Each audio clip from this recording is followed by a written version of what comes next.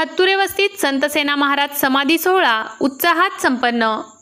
सेवाधर्म हेच खरे कर्म, विजयकुमार हत्तुरे यांचे प्रतिपादन।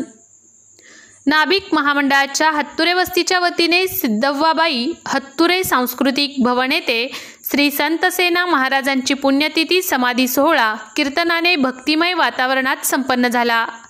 संतसेना महाराजांच्या प्रतिमेचे पूजन परिवहन समितीचे माजी सभापती विजयकुमार हत्तुरे व नाभिक समाजाचे ज्येष्ठ नेते पांडुरंग चौधरी, अध्यक्ष मल्लिकार्जुन राऊत व आयोजक रामलू कोंडूर यांनी केले।